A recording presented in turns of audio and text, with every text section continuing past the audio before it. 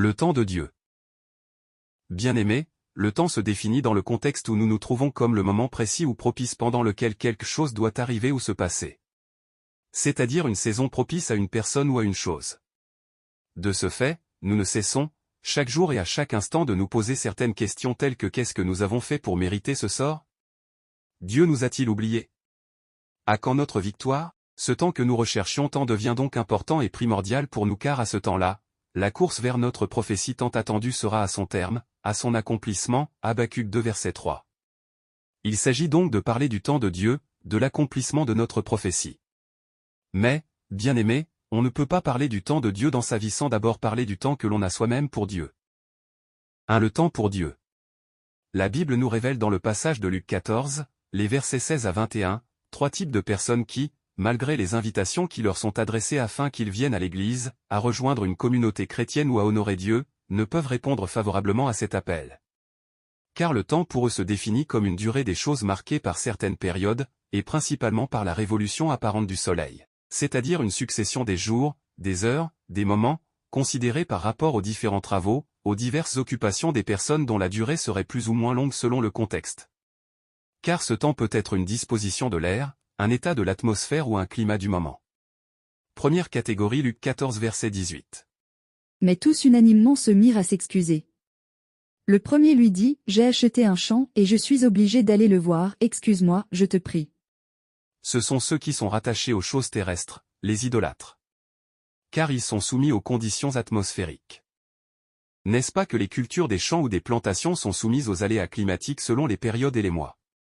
Ces personnes finissent par sacrifier aux saisons, à leur rendre honneur, à rendre même un culte divin à des êtres vivants ou à des choses. Ne dit-on pas que là où est ton trésor, là aussi sera ton cœur? Matthieu 6 verset 21. Deuxième catégorie Luc 14 verset 19. Un autre dit, j'ai acheté 5 paires de bœufs et je vais les essayer, excuse-moi, je te prie. Ce sont ceux qui sont rattachés aux choses vaines, aux choses du monde.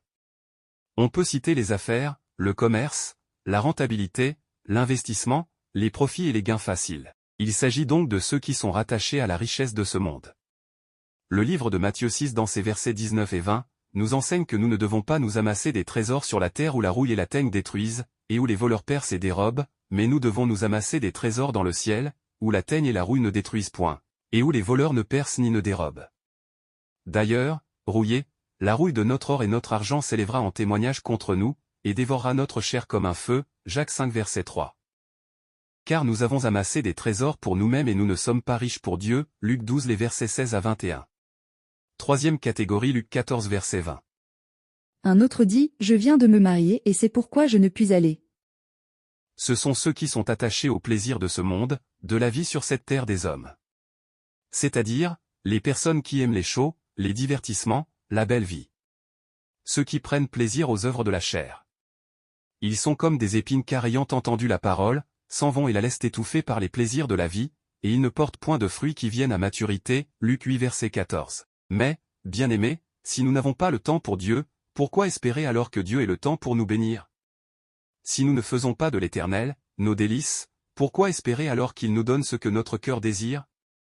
Psaume 37 verset 4. Le temps de Dieu. Dans le livre de Jean, au chapitre 2, du premier verset au verset 4, nous lisons ceci, verset 1, 3 jours après, il y eut des noces à Cana en Galilée. La mère de Jésus était là, verset 2, et Jésus fut aussi invité aux noces avec ses disciples. Verset 3, le vin ayant manqué, la mère de Jésus lui dit, ils n'ont plus de vin. Verset 4, Jésus lui répondit, Femme, qu'y a-t-il entre moi et toi? Mon heure n'est pas encore venue. Dans ce récit que nous venons de lire, le temps, celui de Dieu, se définit comme le moment opportun, quand il n'y a souvent plus d'espoir même, et où Dieu intervient. Car Dieu fait toutes choses en son temps, Ecclésiaste 3 verset 11. Il ne s'agit pas ici pour Jésus, d'une désobéissance à Marie, sa mère, comme certains peuvent bien le penser, mais d'attendre du moment propice, le temps du miracle. Cette occasion, Jésus ne pouvait la manquer, car il s'agissait là, de son tout premier miracle. Alors, il était plus attentif à l'approbation de son Père céleste et à son ordre avant toute initiative. Et le moment opportun arriva quand Jésus découvrit les 6 vases de pierre, destinés aux purifications des Juifs, et contenant chacun 2 ou 3 mesures, Jean 2 verset 6. Les 2 ou 3 mesures d'eau qui restaient dans les 6 vases démontraient que ces vases étaient maintenant quasiment vides. Il n'y avait donc pratiquement plus d'eau dans ces récipients. L'heure du miracle avait donc sonné. Jésus ordonna donc que l'on remplisse d'eau ces vases, et ils furent remplis jusqu'au bord, Jean 2 verset 7. C'est alors que le miracle se produisit. La Bible dit que Jésus ordonna qu'on puise maintenant, et qu'on emporte à l'ordonnateur du repas. Et ils emportèrent. Et quand l'ordonnateur du repas eut goûté l'eau changée en vin, ne sachant d'où venait ce vin, il appela l'époux, et lui dit, « Tout homme sert d'abord le bon vin, puis le moins bon après qu'on s'est enivré, toi, tu as gardé le bon vin jusqu'à présent. » Jean 2 versets 8 à 10. Ton affaire là n'est pas normale. Oui. Cette affaire là n'est pas normale parce que Jésus venait de manifester sa gloire en accomplissant son premier miracle et en son temps, Jean 2 verset 11. Bien-aimés, la ressuscitation de Lazare dans le livre de Jean le chapitre 11, nous montre encore, que Dieu fait toutes choses en son temps. La Bible déclare que lors donc que Jésus eut appris que son ami Lazare était malade, il resta 2 jours encore dans le lieu où il était, et c'est après les 2 jours qu'il dit aux disciples qu'ils devraient retourner en Judée. Et lorsqu'ils furent arrivés, Jésus trouva que Lazare était déjà depuis 4 jours dans le sépulcre. Jésus, voyant Marie et les Juifs qui l'accompagnaient pleurer, frémit en son esprit, et fut tout ému. C'était le déclic de l'onction de miracle, l'heure du miracle avait donc sonné. Alors, il demanda, « Où l'avez-vous mis » La Bible déclare que, alors que Lazare sentait déjà, car il y a 4 jours qu'il est dans le tombeau. Jésus ordonna qu'on ôte la pierre. Ils ôtèrent donc la pierre. Et Jésus leva les yeux en haut, et dit, « Père, je te rends grâce de ce que tu m'as exaucé. Pour moi, je savais que tu m'exauces toujours, mais j'ai parlé à cause de la foule qui m'entoure, afin qu'ils croient que c'est toi qui m'as envoyé. » Ayant dit cela, il cria d'une voix forte, « Lazare, sors !» Et le mort sortit, les pieds et les mains liés de bandes, et le visage enveloppé d'un linge. Jésus leur dit, « Déliez-le, et laissez-le aller. » Oui. Cette affaire-là n'est pas normale parce que Jésus venait encore de manifester sa gloire en accomplissant un autre miracle et en son temps. Bien-aimés, nous devons comprendre que la main de l'Éternel n'est pas trop courte pour sauver, ni son oreille trop dure pour entendre. Mais ce sont nos crimes qui mettent une séparation entre nous et notre Dieu. Ce sont nos péchés qui nous cachent sa face. Et l'empêchent de nous écouter et de nous bénir, Ésaïe 59 versets 1 à 2. Aussi, nous devons retenir que Dieu ne partage pas sa gloire. Et sa gloire commence, là où la main de l'homme s'arrête.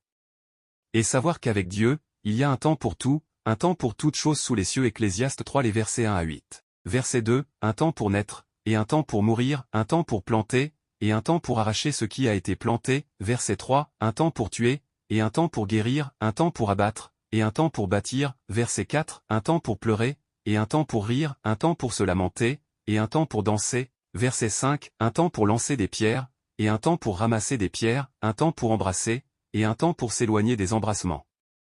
Verset 6, un temps pour chercher, et un temps pour perdre, un temps pour garder, et un temps pour jeter. Verset 7, un temps pour déchirer, et un temps pour coudre, un temps pour se taire, et un temps pour parler. Verset 8, un temps pour aimer, et un temps pour haïr, un temps pour la guerre, et un temps pour la paix. Que la grâce de Jésus-Christ soit sur vous et avec votre esprit. Car Seigneur, c'est lui qui est le Dieu véritable, le Dieu de miracles de tous les temps et la vie éternelle. Nous disons Amen. Si vous avez aimé cet enseignement, n'oubliez pas de vous abonner à ma chaîne, de liker, de la notifier afin de rester connecté à mes prochains messages, et de partager cette vidéo. Shalom, shalom.